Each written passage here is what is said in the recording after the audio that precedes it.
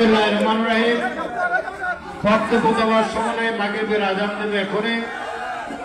আমরা আজকের এই অনুষ্ঠানটি হলো শহীদ রাষ্ট্রপতি জিয়া রহমানের সুযোগ্য উত্তরসূরি বেগম খালেদা জিয়ার সুযোগ্য উত্তরসূরি বাংলাদেশের 18 কোটি মানুষের নেতা বিএনপির ভারপ্রাপ্ত চেয়ারম্যান তারেক রহমান 3 বছর আগে জাতির সামনে এই জাতি আগামী দিনে কিভাবে চলবে, আগামী 100 বছরের একটি রূপরেখা 31 দফা তাদের সামনে পেশ করেছেন। এটি আমরা আপনাদের কাছে সমস্ত ইউনিয়নে ওয়ার্ডে আপনাদের কাছে পৌঁছে দেব। 1,20,000 কপি আমরা ছেপে এনেছি, আমরা সবার কাছে পৌঁছে দেব। এটি হচ্ছে জাতির মুক্তির সনদ। এই সনদ প্রণয়নের সময় আমি তারেক রহমানের সাথে ছিলাম। বাংলাদেশের 50টি রাজনৈতিক দলের সাথে দীর্ঘ 3 বছর আলাপ আলোচনা করে লিয়াজু কমিটির মাধ্যমে আমি কমিটির একজন সদস্য, আমরা এটি প্রণয়ন করেছেন এবং এটি ঘোষণা দিয়েছেন তারেক রহমান। আজকে যারা সংস্কারের কথা বলেন, অনেক কিছুর কথা বলেন, 31 দফার বাইরে বাংলাদেশের কোন দফা আমি মনে করি আজকে আর নাই।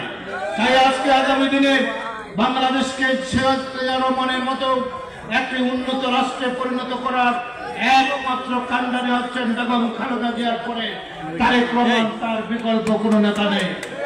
আমরা মনে করি এই বেগম উন্নয়ন সারা বাংলাদেশে কোন প্রার্থী নেই, প্রার্থী হচ্ছে দলের শীষ, আর তার নেতা হচ্ছেন তারেক রহমান। আমরা তারেক শীষকে ভোট দেব, তারেক রহমানকে আগামী দিনে বাংলাদেশের রাষ্ট্র ক্ষমতায় নিয়ে আসবো। 90 গণঅভ্যুত্থানের পরে বেগম খালেদা জিয়া সারা বাংলাদেশে আপসহীন নেত্রী হিসেবে আবির্ভূত হয়েছিলেন। সেদিন জামাত আওয়ামী লীগ সবাই হোসেন মোহাম্মদ এরশাদকে স্বীকৃতি দেওয়ার জন্য 86 নির্বাচনে গিয়েছিলেন, একমাত্র বেগম খালেদা জিয়া যান নাই। সবাই বলেছেন বিএনপি ধ্বংস হয়ে যাবে, কিন্তু আপসহীন নেত্রী, উনি আপসহীন ছিলেন। সারা বাংলাদেশের যুবকদের নিয়ে, ছাত্রদের নিয়ে গণঅভ্যুত্থান করে হোসেন মোহাম্মদ এরশাদকে বিদায় দিয়েছেন।